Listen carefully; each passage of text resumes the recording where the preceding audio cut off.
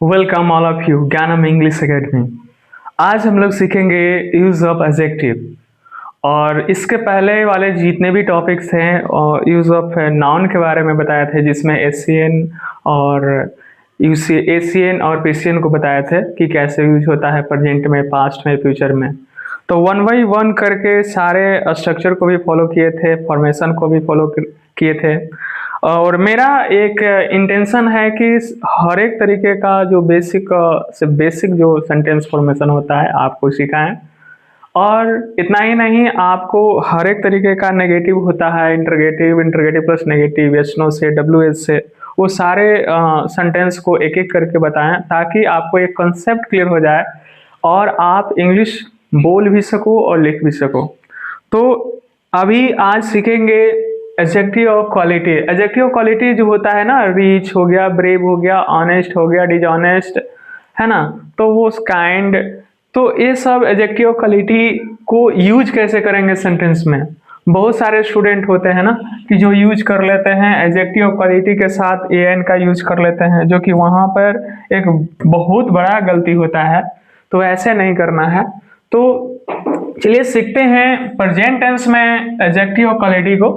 तो यहाँ पर इसका फॉर्मेटिव फॉर्मेशन होगा प्रेजेंट में, subject plus is am are plus adjective होगा। यहाँ पर ए एन का यूज नहीं होगा, बिल्कुल नहीं होगा, क्योंकि एडजेक्टिव क्वालिटी जहाँ पे है वहाँ पर ए एन का यूज नहीं होगा। जैसे वह धनी है तो यहाँ पर क्या होगा, ही इज रिच। यहाँ पर अरिच नहीं करेंगे। अगर यहाँ पे आर्टिकल का यूज कर रहे हैं, ए एन का यूज कर रहे हैं, तो आप का सेंटेंस यहाँ पे गलत होगा। वे लोग ईमानदार हैं तो कुछ नहीं करना है, वे लोग का दे आर ऑनेस्ट, यहाँ पर किसी प्रकार का ए एन का यूज नहीं करेंगे। और यहाँ पे तो होगा ही नहीं, क्योंकि यहाँ पर जो सब्जेक्ट है प्लुरल है और प्लुरल सब्जेक्ट के साथ किसी प्रकार का ए एन तो होता नहीं है। और इसमें दूसरी बात कि यहाँ पे एडजेक्टिव क्वालिटी है, एडजेक्टिव क्वालिटी के साथ ए एन का होगा ही नहीं। तो इसका नेगेटिव स्ट्रक्चर देखते हैं। नेगेटिव स्ट्रक्चर में यहाँ पर subject plus isn't are, not plus adjective है, ठीक है। तो इसको आप शॉर्ट में इजेंट, आर एंड इस तरह का कर सकते हैं। वे लोग मूर्ख नहीं हैं, तो यहाँ पर दे आर नॉट फुलिश, तो यहाँ पर आर एंड भी कर सकते हैं, no problem, they are and foolish. आप तेज नहीं है तो यहाँ पर यू आर नॉट इंटेलिजेंट, यहाँ पर किसी प्रकार का एन का यूज नहीं होगा, क्योंकि ये एडजेक्टिव क्वालिटी है। यहाँ पर आप आरेंट भी कर सकते हैं। और इसका यशनो में देखें तो यशनो में शुरू में क्या वाला सेंटेंस जो होता है, हिंदी में बोलते हैं क्या आप तेज हैं, क्या आप ईमानदार हैं, कंफर्म करते हैं। तो यदि हमारा जो क्वेश्चन होता है दो तरीके का होता है, एक यस नो क्वेश्चन होता है और एक डब्ल्यूएच क्वेश्चन होता है। तो यस नो क्वेश्चन में देखेंगे यहाँ पर क्या रहेगा, तो क्या रहेगा, तो यहाँ पर इजेम आर पहले रखेंगे और सब्जेक्ट प्लस एडजेक्टिव रखेंगे। तो is am are plus subject plus adjective रहेगा तो क्या रहेगा, तो क्या करेंगे, क्या आप ईमानदार हैं, तो यहाँ पर आर यू ऑनेस्ट, यहाँ पर एन का प्रयोग नहीं होगा, ठीक है। तो इसको देखिए, यस नो क्वेश्चन का आंसर दो फॉर्म में होता है, एक यस में एक नो में। तो यस में रहेगा तो पॉजिटिव और नो में रहेगा तो नेगेटिव का प्रयोग करेंगे। तो यहाँ पर यस है तो यस आई एम ऑनेस्ट करेंगे और no I am not honest करेंगे। आपको पता है कि जब यहाँ पर जो क्वेश्चन में जो यू जो होगा सेकेंड पर्सन का सिंगुलर नंबर होगा, सेकेंड पर्सन का सिंगुलर नंबर होगा, तो उसका आंसर में, रिप्लाई में हम फर्स्ट पर्सन का सिंगुलर नंबर करेंगे, ठीक है। 1 सेकंड इसको समझिएगा। यहाँ पर जैसे हमारा हो गया ये फर्स्ट पर्सन, ठीक, ये हो गया सेकेंड पर्सन, एक हो गया थर्ड पर्सन, यही है ना। देखिए यहाँ पर आई वी यू यू, ठीक है, और यहाँ पर आ गया ही शी इट, ठीक है, और इसका प्लुरल हो गया दे, ठीक, ये हो गया सिंगुलर और ये हो गया प्लुरल। तो देखेंगे अगर क्वेश्चन में सेकेंड पर्सन का सिंगुलर नंबर है तो आंसर में फर्स्ट पर्सन का सिंगुलर नंबर होगा। अगर क्वेश्चन में सेकेंड पर्सन का प्लुरल है तो आंसर में फर्स्ट पर्सन का प्लुरल होगा, ठीक है, इसको अपोजिट करेंगे तो अगर क्वेश्चन में फर्स्ट पर्सन का सिंगुलर है तो आंसर में सेकंड पर्सन का सिंगुलर होगा। अगर क्वेश्चन में फर्स्ट पर्सन का प्लूरल है तो आंसर में सेकंड पर्सन का प्लूरल होगा। अब ऐसे बता दूं कि यू का जो फॉर्मेशन होता है यू ही होता है, उसमें सेकंड पर्सन का सिंगुलर है कि प्लूरल है ये तो डिपेंड करेगा, यूज करेंगे तो सेंटेंस में उसके आने वाले नाउन पे डिपेंड करता है। पर खैर यहाँ पे तो नाउन है नहीं, एडजेक्टिव क्वालिटी है, तो डिटरमाइन कर पाना इंग्लिश में बहुत मुश्किल होता है कि वो जो हमारा यू है वो सिंगुलर है कि प्लूरल है। ठीक है, इंग्लिश में, हिंदी में पता चल जाता है। जैसे आप हैं, यू आर ऑनेस्ट, आप तेज हैं, आप ईमानदार हैं, तो आप वाला जो है तो हिंदी में पता चल जा रहा है कि ये SCN है, ये सिंगुलर सब्जेक्ट है। मगर वही इंग्लिश में रहेगा यू आर ऑनेस्ट, तो हम कैसे फाइंड आउट करेंगे ये जो सब्जेक्ट है वो सिंगुलर है या प्लूरल है? उसके बाद नाउन आएगा तभी तो फाइंड आउट करेंगे। जैसे you are honest students, S लग गया तो हमारा जो सब्जेक्ट होगा प्लूरल होगा। अगर एक स्टूडेंट है ना, तो एन ऑनेस्ट स्टूडेंट, तो हमारा ये जो यू जो होगा सेकंड पर्सन का सिंगुलर होगा। तो चलिए हम देखते हैं, आप चर्चा भी कर रहे थे ये हमारा क्वेश्चन में। यहाँ पे देखिए तो क्वेश्चन में यू है, क्वेश्चन में यू है तो यहाँ पर आंसर में क्या हो जाएगा, आई हो जाएगा, आंसर में आई। अगर क्वेश्चन में प्लूरल होगा जैसे आप लोग या तुम लोग, आप लोग या तुम लोग, तो आंसर में क्या हो जाएगा, वी हो जाएगा। ठीक है, तो इसको देखते हैं एग्जांपल से कैसे समझ में आएगा आपको। क्या आप लोग दयालु हैं, तो यहाँ पर क्या है, क्या है, तो क्या है तो कुछ नहीं करना। हिंदी वाले जितने भी आपका यस नो क्वेश्चन होता है, क्या लग कर के क्वेश्चन करते हैं, तो उसमें क्या करते हैं, एक्सिलरी को पहले कर देते हैं। तो जो जैसा होगा एक्सिलरी उसको पहले कर देंगे। तो यहाँ पर इस एम को पहले करेंगे तो इसमें आर आएगा, क्योंकि हमारा सब्जेक्ट यू है, तो are you kind, are you kind. तो यहाँ पर देखेंगे हमारा यहाँ पर सब्जेक्ट जो मिल रहा है आप लोग है, यानी कि प्लूरल है, तो इंग्लिश में यू होता है, इसमें कोई चेंजिंग नहीं होता है। आप इसको यू को देख करके आप पहचान नहीं पाते हैं कि हाँ ये सिंगुलर है कि प्लूरल है। तो मगर यहाँ पर कंफर्म कर रहे हैं हिंदी से कि आप लोग दयालु हैं, तो ये क्या है, सेकंड पर्सन का प्लूरल है, तो आर यू काइंड होता है। तो यहाँ पर इसको बताए थे हम कि यू अगर सेकंड पर्सन का प्लूरल है तो यू को हम वी में फर्स्ट पर्सन के प्लूरल के साथ चेंज करते हैं। देखिए यहाँ पर यू है, सेकंड पर्सन का प्लूरल है, तो इसको सेकंड पर्सन के फर्स्ट पर्सन के प्लूरल के साथ चेंज करते हैं। यानी कि क्वेश्चन में ये तो आंसर में, अगर क्वेश्चन में ये है तो आंसर में, अगर ये क्वेश्चन में है तो आंसर में है, अगर ये क्वेश्चन में है तो आंसर में करना पड़ेगा। और जो थर्ड पर्सन का जो सिंगुलर होता है या प्लूरल होता है इसको चेंज नहीं करते हैं। अगर क्वेश्चन में ही से रहेगा तो ही लिखेंगे, सी रहने पर सी ही लिखेंगे, दे से रहेगा तो दे ही लिखेंगे, उसमें कोई चेंजिंग नहीं होता है। खैर यहाँ पर आर यू ऑनेस्ट होगा तो यस आई एम ऑनेस्ट होगा, no I am not honest होगा। आपको बता दिए हैं कि यस में रहेगा तो आपका आंसर जो होगा पॉजिटिव होगा, नो में रहेगा तो आपका आंसर नेगेटिव होगा। अब देखते हैं इसी का इंटरोगेटिव प्लस नेगेटिव होता है। हम क्यों बता रहे हैं, आपको इसलिए बता रहे हैं कि आपका हर एक तरीके का सेंटेंस आप सीख पाओ। ऐसा नहीं होता है कि सबसे बड़ा प्रॉब्लम होता है स्टूडेंट का, सेंटेंस को फॉर्मेट नहीं कर पाता है। अगर सेंटेंस को फॉर्मेट नहीं कर पाते हैं तो आप एक पैराग्राफ लिखने में बहुत परेशानी होगा। आप किसी एक छोटा पैराग्राफ को नहीं लिख सकते हैं, एक छोटा मैसेज को नहीं लिख सकते हैं, अपनी बातों को नहीं बोल सकते हैं। तो सबसे जरूरत होता है, सबसे बड़ी बात होती है कि सेंटेंस पे काम करना। अगर सेंटेंस पे आपका कमांड हो गया ना तो आप पैराग्राफ लिख सकते हैं, कोई भी स्टोरी लिख सकते हैं, कुछ बोल सकते हैं, कुछ अपनी बातों को किसी के सामने रख सकते हैं।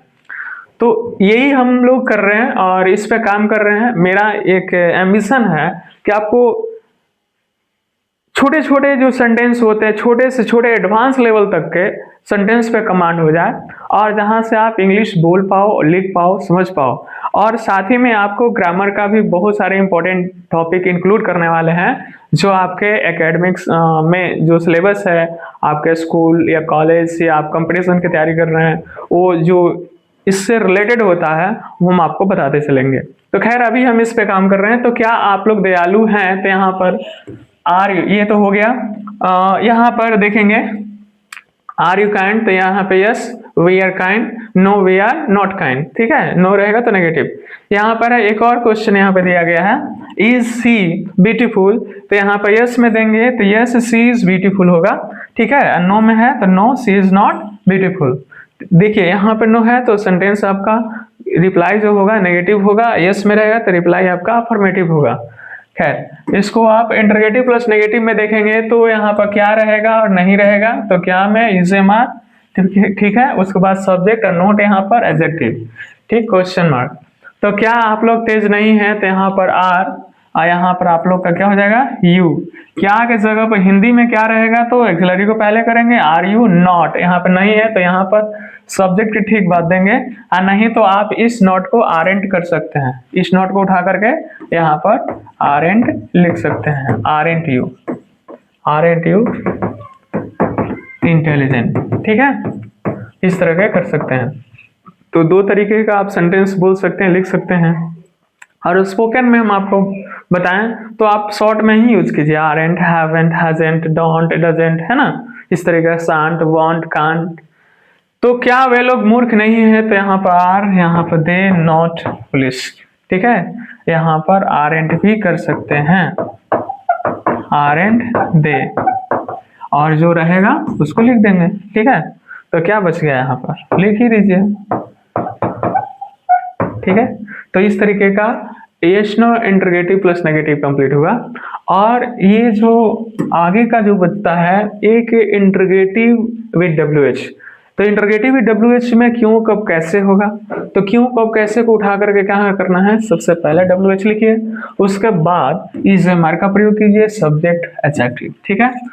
तो इसमें हमारा जो सेंटेंस होगा, वे लोग तेज कैसे हैं या वे लोग कैसे तेज हैं, तो कैसे को डब्ल्यूएच वर्ड हमारा मिला, तो डब्ल्यूएच को यहाँ पर रखिए हाउ, ठीक है, और यहाँ पर आर, हमारा आर ऐसा कैसे हो जाता है, यहाँ पर हम डायरेक्ट हाउ आर कैसे बोलते हैं, क्योंकि हमको पता है कि आने वाला जो सब्जेक्ट है ना दे है, दे के साथ क्या लगेगा आर, इसलिए तो आपको भी प्रैक्टिस करना पड़ेगा कि हाँ किसके साथ कौन सा हेल्पिंग वर्ब का प्रयोग करते हैं, इज एम आर का प्रयोग कहाँ होता है, वाज वर्ब का प्रयोग कहाँ होता है, शैल विल का प्रयोग कहाँ होता है, डू डज का प्रयोग कहाँ होता है, ये सब चीजें आपको जानकारी रखना पड़ेगा, प्रैक्टिस करने पड़ेंगे, ठीक है। तो यहाँ पर हाउ आर दे, यहाँ पर क्या है इंटेलिजेंट, और वह दयालु कैसे है, तो ठीक है कैसे को लाएंगे, यहाँ पर हाउ, यहाँ पर इज, यहाँ पर क्या हो जाएगा ही, यहाँ पर काइंड, ठीक। तो इस तरीके से हमारा इंटरगेटिव विद डब्ल्यूएच कंप्लीट हुआ, और ये चीजें आपको प्रैक्टिस करने हैं। तो इसको अब चलते हैं, इसी का नेगेटिव हम करते हैं, तो इसका नेगेटिव कैसे करेंगे, कुछ नहीं, बहुत ही आसान है। यहाँ पर interrogative plus negative with WH है, तो क्यों कब कैसे, यहाँ पर क्यों कब कैसे को यहाँ पर लाएंगे डब्ल्यूएच, ठीक है, उसके बाद इज एम आर, उसके बाद सब्जेक्ट, नहीं है तो यहाँ पर नॉट, ठीक है, और प्लस एडजेक्टिव, ठीक है। तो वे लोग कैसे नहीं मूर्ख हैं, तो देखिए कैसे है, तो यहाँ पर क्या करेंगे हाउ, यहाँ पर आर, दे, नॉट, पुलिस, ठीक है, क्वेश्चन मार्क। तो यहाँ पर आप इसको शॉर्ट में हाउ आरेंट कर सकते हैं, इस नोट को उठा करके, इस नोट को उठा करके यहाँ पर आरेंट कर सकते हैं, हाउ आरेंट दे पुलिस, ठीक है। तो ये जो हमारा जो कंप्लीट हुआ ना, यूज ऑफ एडजेक्टिव का all parts, all structure, all formation हम यहाँ पे प्रेजेंट किए आपके सामने, ताकि आपको कोई भी हम सेंटेंस बताएं, ठीक है, वो उसका फॉर्मेशन बताएं या रूल्स बताएं, तो उसको आपको ये नहीं फील होगा कि इसका नेगेटिव क्या होगा, इंटरगेटिव क्या होगा, हम कैसे बोल पाएंगे, हम एक होता है कि अफर्मेटिव बोल के निकल दिए, है ना, फिर आप क्या है प्रॉब्लम फेस करते रहो, आप समझो कि हाँ क्या होगा क्या नहीं होगा, तो वो चीजें तो आपको प्रॉब्लम में ही रहेंगे आप। तो इसलिए हम हर एक तरीके का सेंटेंस फॉर्मेशन आपके सामने रख देते हैं, कहीं पे दिक्कत होगा बैक करके देख लीजिए, है ना। अगर नेगेटिव में दिक्कत है, इंटरगेटिव यस नो में दिक्कत है, उसका इंटरगेटिव प्लस नेगेटिव क्या होता है यस नो का, उसमें दिक्कत है, तो आप बैक करके देखिए, समझिए और उसको यूज कीजिए। और मैं ये कहूंगा कि आपको यस नो क्वेश्चन करने हैं, पर डे आप 20, 25 या 30 क्वेश्चन को आप लीजिए और यस नो कीजिए। यस नो क्वेश्चन अगर आपके साथ ही कोई है, आपके एल्डर ब्रदर, यंगर ब्रदर हैं, तो उनसे एल्डर सिस्टर, यंगर सिस्टर हैं, तो उनसे आप क्वेश्चन कीजिए और आप उनसे कन्वर्सेशन कीजिए, देखिए कैसे कैसे अच्छा हो जाएगा। यहाँ पर है आर यू ऑनेस्ट, ठीक है, तो यहाँ पर क्या करेंगे सामने वाला सिंगल है तो यस, आई एम ऑनेस्ट, और नहीं है तो no, I am not honest. ठीक है। अब इसी तरीके का जो भी रहेगा यहाँ पर उसके बारे में, वे लोग के बारे में रहेगा, आर दे ब्रेव। तो देखिए ये थर्ड पर्सन है, जितने भी थर्ड पर्सन है मैं बताया था आपको कि थर्ड पर्सन का जितने भी रहते हैं, सिंगुलर हो या प्लुरल हो, उसका आंसर जब करेंगे तो चेंज नहीं होगा। बस यू को आई में होता है और यू प्लुरल है तो वी में होता है। ठीक है। तो दे को दे ही रह जाएगा, तो यहाँ पर क्या होगा, यस दे आर ब्रेव, नहीं है तो no they are not brave. ठीक है। तो इस तरीके का यस नो क्वेश्चन लीजिए ना, यस नो क्वेश्चन का प्रैक्टिस कीजिए पर डे। देखिए आपका लिखने का और बोलने का बहुत अच्छा हो जाएगा और आप लिख भी सकते हैं, बोल भी सकते हैं। तो आपको शुरुआती जो करना है ना, शुरुआत करना है आपको यस नो क्वेश्चन से। ठीक है। जब यस नो क्वेश्चन पे आपका फ्लुएंसी हो जाएगा तो डब्ल्यूएच क्वेश्चन पे आएंगे, और डब्ल्यूएच क्वेश्चन पे फ्लुएंसी हो जाएगा तो एक छोटा सा एक कन्वर्सेशन रखेंगे। ठीक है। कन्वर्सेशन कीजिए, आप डेली टॉपिक लीजिए, उस पर बात कीजिए, और नहीं तो कुछ एक टॉपिक लिखिए, खुद से अपना अनुभव शेयर कीजिए, अपने नोटबुक में लिखिए कि हाँ हमारे समाज में कोई टॉपिक, कुछ ऐसा मेजर प्रॉब्लम है आपको दिख रहा है कुछ ऐसा, तो आप उस पर नोट्स लिखिए और उस पर बोलिए खुद से कि हाँ जो ये चीज़ें प्रॉब्लम है तो इसका क्या सोल्यूशन होना चाहिए, अपना ओपिनियन दीजिए। तो इस तरीके से आप, बहुत सारे मुद्दा है हमारे देश में, हमारे स्टेट में, हमारे सोसाइटी में, जो आप उसको खुद से लिख सकते हैं, खुद से बोल सकते हैं। तो ये सब चीज़ें आपको प्रैक्टिस करने हैं, क्योंकि आपको अगर अच्छा करना है तो इसके लिए आपको मेहनत करने पड़ेंगे, इसको अलग से मेहनत करने पड़ेंगे, और ज़्यादा टाइम देने की ज़रूरत नहीं है। आप इसके लिए 1 घंटे टाइम दे सकते हैं, आपके टाइम के अकॉर्डिंग डिपेंड करता है कि कितना, हाफ एन आवर या 1 घंटे दे सकते हैं या उससे ज़्यादा दे सकते हैं। मगर हाँ आपको ये कंटिन्यू करने पड़ेंगे। ठीक है। क्योंकि आज के इम्पोर्टेंस इसका है, अगर इसको इम्पोर्टेंस नहीं देते हैं तो आपको आगे चल के प्रॉब्लम होने वाले हैं। क्योंकि जितने भी प्राइवेट सेक्टर हो या गवर्नमेंट सेक्टर हो, हर जगह पे ये इसका अपना ही इम्पोर्टेंस है, इसका यूज है। तो इसको इग्नोर करके आप नहीं बच सकते हैं, कहीं ना कहीं आपको ये एक्सेप्ट करना पड़ेगा। ठीक है। तो और सारे चीज़ों को हम नहीं कर सकते हैं, पर ये हम आपके करियर के लिए बहुत ही इम्पोर्टेंट है। ये सिलेबस नहीं है, ये आपका सब्जेक्ट ही नहीं है, बल्कि एक स्किल है। तो इसको एक स्किल मानकर भी इसको पढ़ना है। ठीक है। और जो भी आपको सिलेबस से रिलेटेड टॉपिक होगा उसको हम प्रोवाइड करते रहेंगे। तब तक के लिए बहुत बहुत आपको धन्यवाद। Thank you so much.